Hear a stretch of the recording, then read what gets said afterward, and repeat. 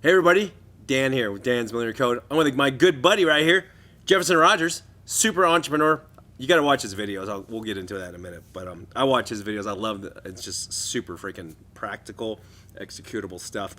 But he's a speaker, kind of like an internet influencer guy now by default. But also, more importantly, an entrepreneur. He's built a company from zero to like a $15 million deal in just a few years. He'll go over his life story, but man, this guy's like 180 his life. Incredible. And he's like me, he likes to really give back and help new entrepreneurs that are wanting to learn how to scale. And he gives that way everything, pretty much for free, like I do. Only a couple of asks that usually guys like us ask for is like you share it on social media to help other people. I think that's 100%. Hypercritical. I always ask that you take 10% of your net gain from the knowledge you get and give it to good charity.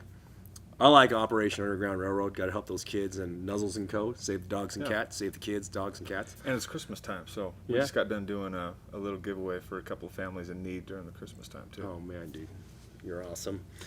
All right, man. So let's just talk about real quick. You have a window company, and we met like at some.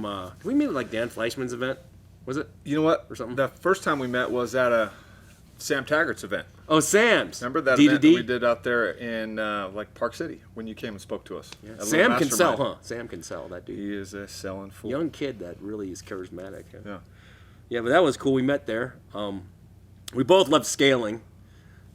Incredible. And we both had kind of crazy histories, right? My history was really crazy, and I was kind of colorful background. Delinquent, but turned into good guy, So maybe give us a quick synopsis of how you got to like where you are and what you're doing now. Well, I think what's cool is you were probably always a good guy.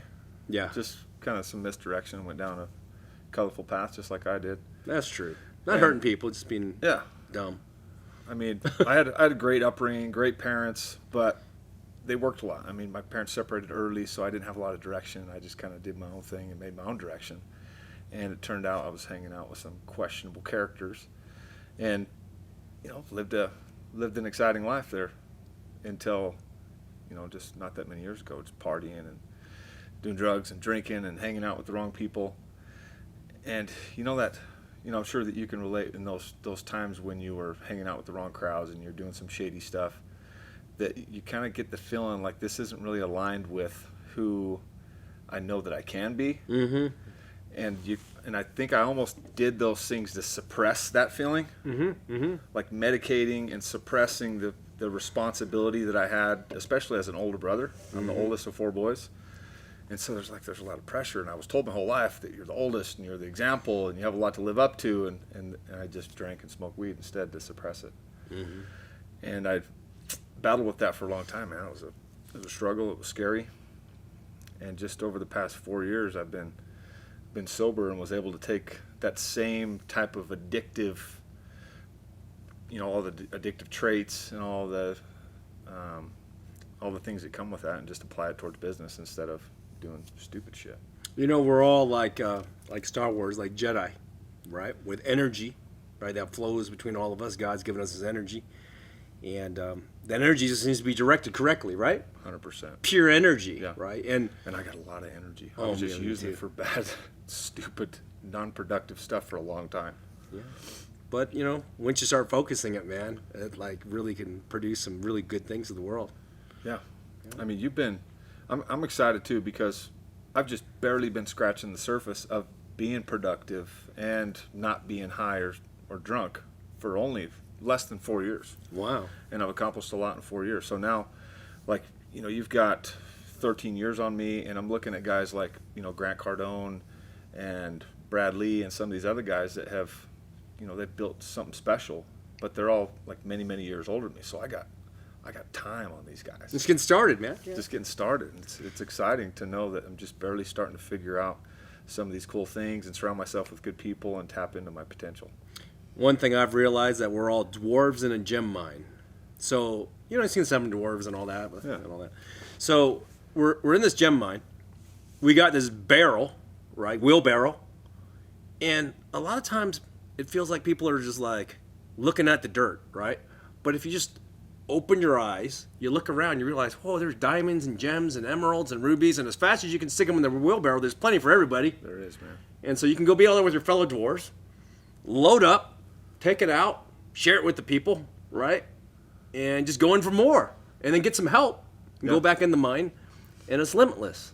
It is. Right? Isn't it crazy? Like, it is. How when you take away all the numbing substances and all those things, suddenly, like, you can see the ones and zeros of the matrix. And you're like, wait, this isn't actually that hard. Yeah. This is actually pretty easy. You know, and it's crazy. Start tapping into it. Yeah, and then you suddenly get lucky. It's not really lucky. It's just awareness, right? Mm-hmm. So, and it's crazy. The that brings up just a memory, the way that you put that. When I grew up in St. George, Utah. It's a beautiful, beautiful town. But my whole upbringing, I was never present enough to even see it for that. Mm-hmm. And, you know, from the time I was 13, I was smoking weed and I was drinking alcohol. So that also kind of numbed my senses to it.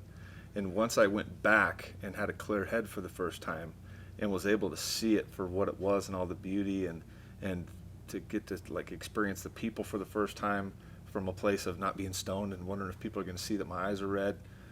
You know, it's like that. You're there, clear-headed, present, and being able to see things in a different way. It was. That's what I thought about when you said that. It's cool. It's crazy, yeah. So let's talk about your window company. Like, it's been only like a few years, right? That you just turned into some like mega awesomeness of craziness. Yeah, I mean, we still got a long ways to go, but it's happened fast. It was March of 2018 when I started my business. Mm-hmm. Wow, that's just like 12 seconds ago. It's just gone by like that. And to 15 million in rev now. Yep. That's pretty good. You're printing money now.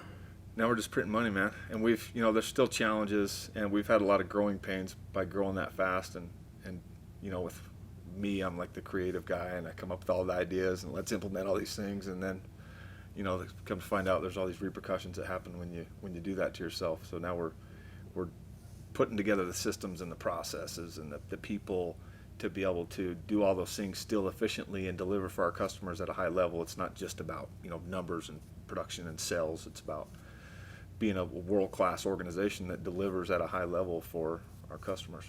Yeah, it's kind of crazy though. We're experiencing some crazy growing pains, you know, as well. We've been in business 30 years, but still, it's crazy that small improvements make such exponential gains. And a lot of times, if you look at all the things that we do, it's actually simpler than you actually think. It's just simply executing it, right? Uh-huh. It's kind of weird. What's been your biggest like obstacle or like lesson you've learned so far in your life? Like, if you were to tell some of these young entrepreneurs here, like, hey, you can save yourself a decade, what would it be, man?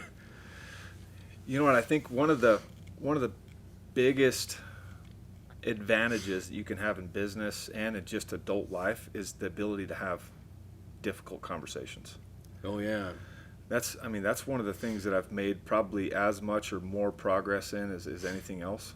And just noticing early on that I really struggled with that. You know, you walk into I get like shaky just thinking about some of those initial conversations that I knew that I needed to have, and sometimes I avoided them for a long time. So then when I did actually put myself in front of that situation, it was even more difficult. So now the awareness of when those things need to happen and like the preparation that goes into having those conversations, whether it's with one of your sales guys that's not, his head's in the wrong place, or somebody that, you know, maybe you have to get rid of in your organization, or it's like a new relationship that you got to build to even get your business off the ground. Or, you know, today I called Brad Lee to come and be on my the speaker list at this event that I'm doing, and even just that kind of conversation. I mean, I would avoid those types of things at all costs, and then the opportunity passes you by. Mm-hmm. So the conversations and the ability to just recognize and feel that fear and the anxiety that comes with it, and know that it's there for a reason, and it's an indicator that that's the direction you need to move in. Mm-hmm. So now it's like a challenge that I have for myself. As soon as the same thing happened when you offered to have me on the podcast, and then it took me a while to call you back, and I would be like, should I call him today? Oh shit, I got too much going on. And then it was just like, yeah, I start to get that feeling like I've been putting this off. Yeah. Is it the anxiety that's causing me, or is it the pressure? I just got to do it, get it out of the way. Let's get it done, right? Yeah. Get it done. It's funny. I think all humans, I ask this question a lot of my guys and girls that work for me. Hey, how much of your potential do you think you're actually utilizing right now? And I ask people that question, and they always say, oh man, 99%, giving 110%. You know, and I'm like, why don't you ask me that question? And my answer usually is 3 to 4%. Mm-hmm. 3 to 4%. Because really, 97% of your time, right, is, I've realized, at least my time though, it's not even in the execution and in the focus. It's in the dilly and the dally. Mm-hmm. You know, it's kind of crazy. So my challenge to myself, and I challenge you guys, man, just increase that 1% a year. You know, You got so much to tap into. oh man, And most of us, like I've stretched the limits of what I'm capable of using my schedule and things that, you know, a couple of years ago was so far from my radar in my abilities and my awareness with scheduling and using a personal assistant. So I've stretched that pretty far to, like, you start to feel the anxiety of how much can I possibly put on my plate without going to a breaking point. Mm-hmm. But, you know, not very many people are like me. So if you have that extra time in your day and you feel like you want to try and accomplish something with your life, and that's a great challenge for people, is just to, like, audit what you're doing with your time. Mm-hmm. And all that extra time that you spend at night, when you could be watching a YouTube video to educate yourself, or you could be reading a book, or you could be spending extra time with your family and being intentional about the relationships in your life, but you're wasting it on something silly, like video games or TV, and there's of course there's time for that too. Mm-hmm. But if you really were serious about auditing your time, you have so much opportunity for growth and for expansion and for education and for, you know, cultivating your relationships in your life. No, that's true. There's so many distractions. There is. It's wild. I figured out something, actually. This was only like a few years ago. Because I used to work, I don't know, 6-7 days a week, bell to bell. Seriously. Yeah. For like 20 years. And people are like, you're freaking crazy. You're like, you love paint or something. Because it's getting good results. But in the last 3 years, I've doubled, tripled almost my results, 2.5 times my overall net worth and results. And actually what's crazy is I'm probably, if you say work, is 90% less. So I want to share it with you. Thank you. Yeah, you sent me that message the other day, and it was right in one of those moments when, you know, I got like every 30-minute slot filled on my calendar, and there's like the pressure of the business, there's the pressure of the family, and there's the pressure to still fit in all my time for my reading and my writing and all the, you know, I'm doing my pilot's test, and I've just piled so much on. And when you said that, it was, you know, it was like that, the wisdom coming down from the Jedi Master. Well, the wisdom was this, guys. It's sometimes you get faster. They're faster by going a little bit slower, but gracefully execute. And there's a trick, actually. I wanted to teach you this, actually, today, because this is, I wish I knew this like 25 years ago. And really, you got all the things that you have to do. And so what I do is I write them down. You probably write them down too, right? Mm-hmm. Then the things that really move the needle into the outcomes I want, physically, financially, spiritually, I put an A by them. Ones that are medium, B. Mm-hmm. Ones that are like crappy, C, waste time. And then I number those A's from one. My brain's ADD like you, right? So I'll put like, I have like 50 things that I fill in are A's. And I'll number them 1 to 50. And then I work on the top 3, and then I just schedule them in. Yeah. And what's crazy is all this minutia, all this running around we do really only equates to maybe a few decisions a day and a few actionable items a day. And you can usually get those done in less than a couple hours. So you can still be working almost at this lazy man level, but move huge mountains. It's like Yoda lifting the X-Wing out. It's like, no problem, man. Yeah. And then it's crazy because then you've increased the value of your time, right? And so instead of like, oh, 10 grand deal, 100 grand deal, you know, suddenly it's like, you know, it's got to be at least $1 million. Otherwise, I'm not putting an hour in it. Wow. Because you've filtered through, and really, again, the dwarf in the cave, you've picked the gems. You're like, well, I'm just going to climb up here and grab that ruby instead of like digging through all the dirt, you know, all day and saying, I'm working hard. You got to work hard. You got to hustle. That's what it feels like right now. Yeah, but you don't need to do that, man. But the realization that this came to me is one word. It's awareness. It's simply being calm, being present, and awareness. And suddenly it's like the Matrix. all the ones and zeros are clear. You don't see the superficial reality. You see the ones and the zeros, and you know exactly where the prize is. It's a weird thing. Wow. Sounds kind of zen-y, but I love that though. It's so functional. And how I got this was crazy. I didn't invent this. I've been taught this by my mentors for years. I have a few mentors that are worth billions of dollars, and they all operate in this zone. And I thought it was just work hard.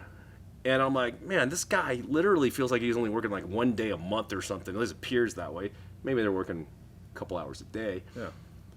But they're rolling 70 million a week, you know, sometimes on these like deals. And how do you do that? And they're doing exactly the awareness thing, right? And the trick to do this is crazy. I didn't. Yeah. wanna What's really the? get- So what you do is you focus. So like, let's say I'm focusing on this document or this spreadsheet or whatever. You have to take a moment though to zoom in and then zoom out and just be aware of your surroundings, aware of your breath, aware of everything that's around. What's weird though is your brain auto sorts all the different things and starts auto prioritizing all these things, and then you write it down to make it tangible. But you give yourself, it's almost like a camera lens, zooming in and zooming out, and suddenly there's such clarity. It's almost like, I don't know if you know all you guys here believe in God, but it's almost like divine intervention Yeah. into the knowledge you already have. Tapping in. Yeah, and it's just weird. And then suddenly you start really making the right choices, seeing the right opportunities, ignoring the things you need to ignore, focusing on that. And so it's And this is something you just kind of do all by yourself, and it's something that you've made a regular practice in your weekly routines. yeah, but you know what you feel like as an entrepreneur, and you guys when you're working somewhere or being an entrepreneur, you feel like your heart's pounding, you're executing. But sometimes you got to just take a minute just to be aware of your surroundings, of your breath, of your temperature, of the air in your, hitting your skin, Yeah. and those things, and look around. You just gotta appreciate things for a little bit though, and it brings almost a calm and clarity to sort through all the chaos. Because otherwise, you're just gonna have to brute force it, and brute forcing it will make you millions of dollars. Yeah. It's just a little bit more fun doing it this way and bigger. I would like to have a little bit more enjoyment in the process, because right now I enjoyed it. I mean, I loved it so much in the beginning, and now I've piled so much on that I still love what I do, but the anxiety that starts to come from having every half-hour slot filled and then having phone calls to make in between those half hours. Like, I originally put that 30 minutes together so I could have a break, and I don't even have a break now. So yeah, it's just being intentional. Most of those about- calls though are pointless. Most of Yeah. those relationships, a lot of them are pointless, and a lot of them don't bring mutual benefit and broad benefit to those around you though. It's a minutia busy work though. Yeah, busy and stuff that feels urgent and that really probably isn't all that important. You know about DDD, right? Do, DDD. delegate, or delete. I've heard that, yes. Yeah, man. Again, you prioritize, you can delegate it, right? Or just delete it. And 95% of it is delete. Sometimes people, I think, I get worried sometimes that people think that I'm being rude or something like that. And I'll just say, hey, I'm focusing on paid projects that pay this much right now, and I really got to give them my attention because they're paying for it. So, we can circle back around next October or something, Yeah. And sometimes people, he's blowing me off. So they either up their offer, so it's more value for everybody, or they just, find someone else that'll willing to do that, dig a hole. Being intentional with your time and protective of your time. Yeah. So, that's weird. I love that. So let's talk about this. You're making videos like every day or something, Yeah, and you're sharing some big wisdom. we're pumping them out on social media because that's something that I'm passionate about, is sharing the experiences. And a lot of times it's just me talking about my opinions about things. But we do, there's like a rhythm that we're in with creating the content and then having enough to push it out there and just being consistent with it. I know you're a married guy like me, right? Yeah. And it's funny because you bring her into the videos. My wife hates being in videos. Really? She's like, and then sometimes I speak a little crazy, so she kind of rolls her eyes and stuff. That makes for great videos, dude. People love I it. seen your wife roll her eyes at you. She does, man. If you say crazy things, right? I do, and she's used to it now. But I think it's that dynamic. People love seeing her, and they don't know the full story. But she's a stay-at-home mom, and we got 3 kids, and she's busy, doing all that mommy stuff, but she's also like my partner and like part of my why, and the reason why, you know, I attribute a lot of my success to having her in my corner and my support system and my sounding board. And it's just a cool dynamic when we get her on the video camera, as much as she doesn't like it either. Yeah. She's like, honey, people love you, come on. We already got this set up. And then, you know, to see how people respond to it and the feedback that we get, it's kind of cool. Okay, I want to kind of shift gears here on wisdom. Yeah. What's the number one reason why people fail, in your opinion? Number one reason why people fail. I think it takes time to develop mental toughness. And the number one reason why people fail is because they just don't have what it takes to stick it out long enough. And failing is important. I mean, I've failed through tons of things. But I've also just kept pushing past the failures and taking the lessons and applying them to the next thing. You seem pretty pain tolerant. Very. Yeah. Get your teeth knocked out, spit out the blood, keep going. Yeah. Yep. I mean, I was the oldest of 4 boys, raised by a firefighter, contractor, man's man. Like, the baddest firefighter that ever walked the face of this planet is my dad. Your dad. And that's what I was raised to be. Is, you know, he wanted me to be a firefighter too. It didn't quite work out that way, but I was raised to be tough and resilient, and to, you know, if it ain't broke, if you ain't bleeding, pick yourself up, keep going, go ride it off, go run it off, go walk it off.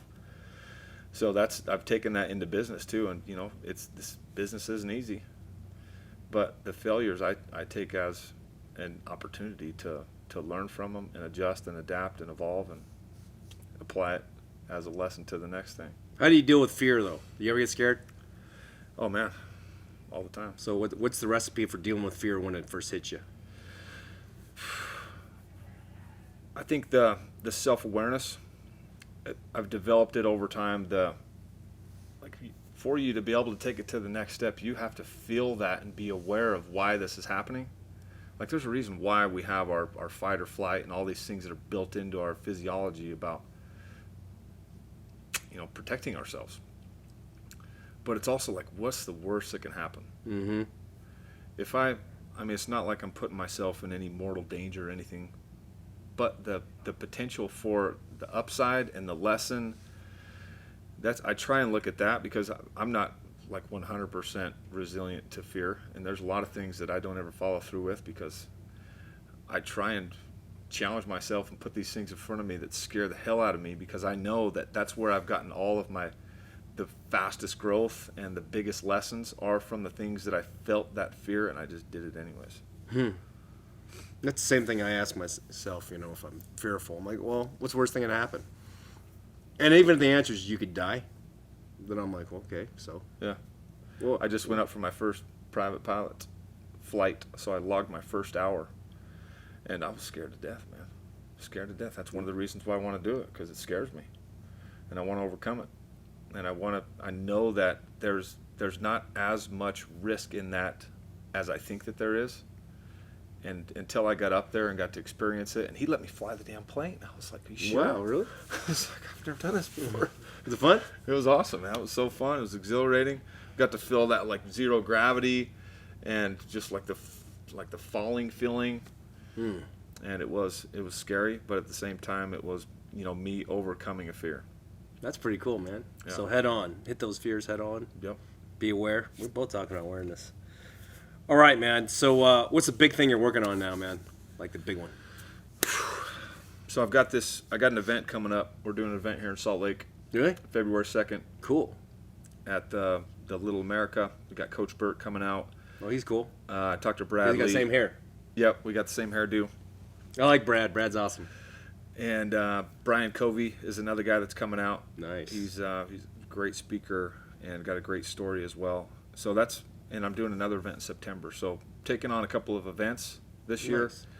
And, you know, on top of everything else, I just got back this last weekend working with a speaking coach and trying to take my speaking and my message to the next level, so I can offer max value in every scenario, every conversation, consulting, coaching, business. and speaking. That's and awesome. of course my business. I spent all morning meeting with my salespeople and a couple of operations people, just kind of working on some of the projects. And You do good windows. and the replacement windows. Yeah, This is Utah or all over? Utah, Nevada, and Idaho. Okay. For So if replacement you're in windows. Utah, Nevada, and Idaho, and they need like super badass windows, what's your website or where do they go? JKRWindows.com. Yep, you can find us JKR Windows on Instagram, Do they Facebook. get like a Jefferson discount or something? Absolutely. Yep. Just messing with you. We got a really cool Christmas discount going on right now, and we've always have something going on. Just Jefferson gives a lot of value, and I hope that I give some too.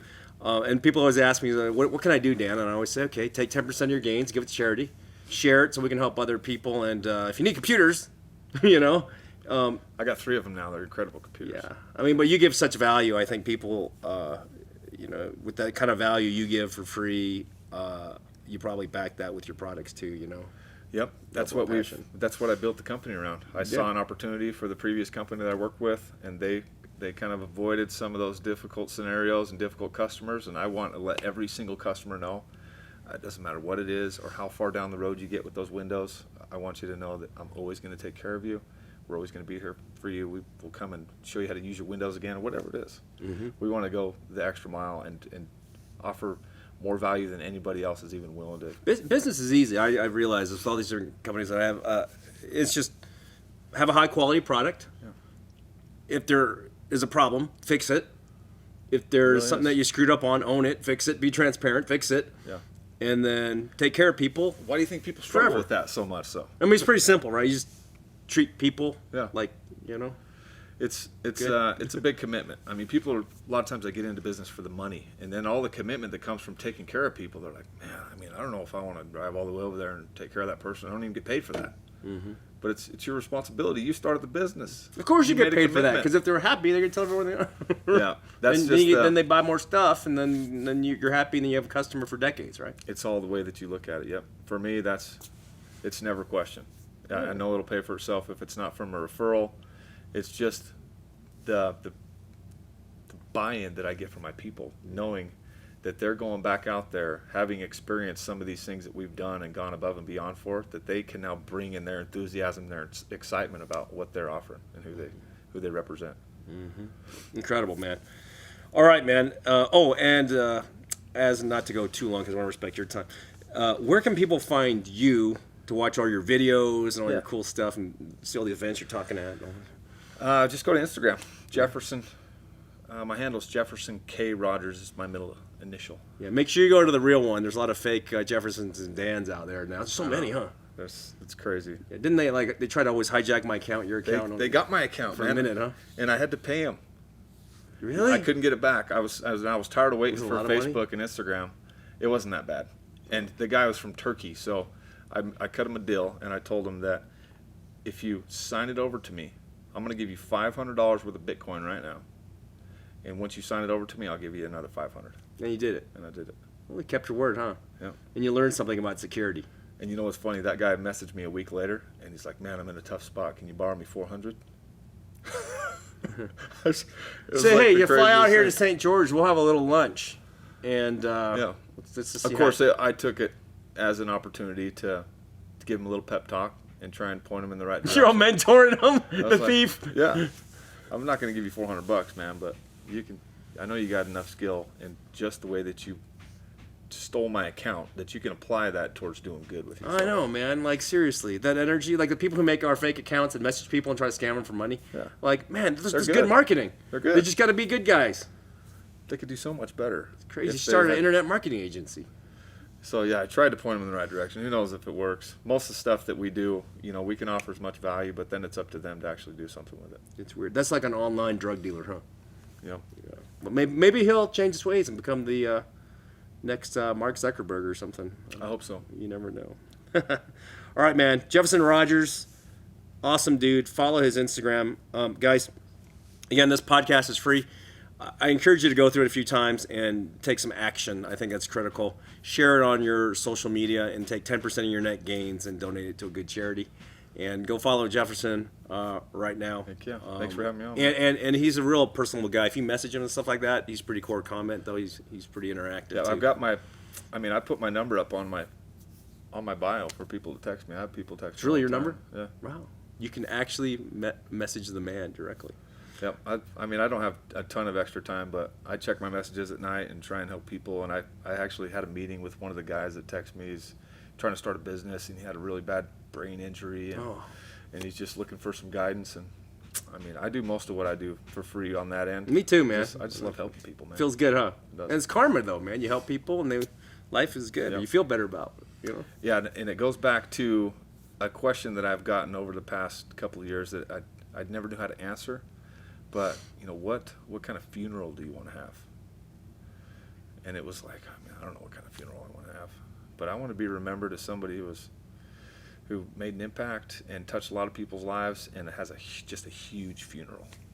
You know what you're doing, though, now, and we're going a little extended time here, but what you do now and helping the entrepreneurs out there, and something that I like to do too as well, is you're transferring knowledge.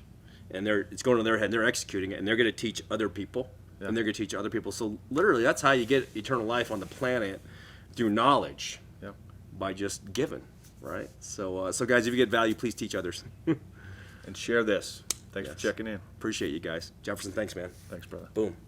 You've been watching Dan's Millionaire Code. I'll catch you guys next week.